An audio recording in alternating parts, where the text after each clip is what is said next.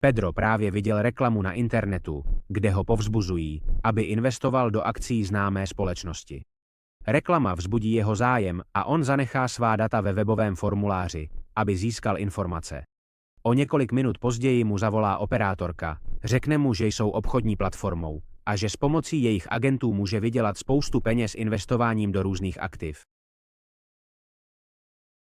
Pedro s pomocí agenta makléře zaregistruje, vloží malou částku a začne otevírat a zavírat pozice na různá aktiva podle doporučení Antonia, jeho makléřského agenta.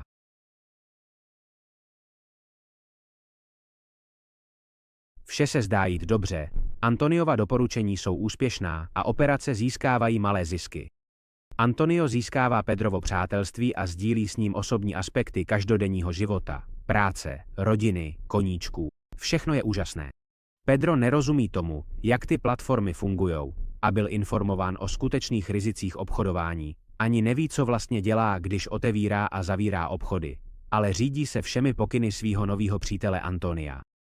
Po chvíli Antonio navrhne vložit víc peněz, řekne mu, že je čas dosáhnout velkých zisků a získat život, který si Pedro opravdu zaslouží v krátké době. Pedro poradený Antoniem provádí četný vklady, otevírá čím dál tím víc pozic na platformě, některý jsou v plusu, ale většina mají mínusy a on je nucený vydělávat další příjmy, aby pokryl pozice.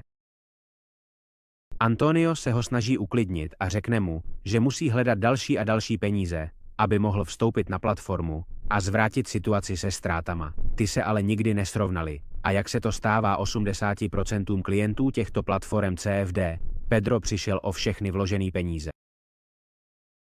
Tohle už není hra, tyhle platformy jsou tvůrci trhu, což znamená, že peníze, o který přijdou jejich klienti, vydělává broker, takže mají zakázaný radit a musí klienty informovat o rizicích. Charles Beck Blockchain je specialista v oboru a jeho právníci už pomohli stovkám obchodníků získat zpátky svoje peníze.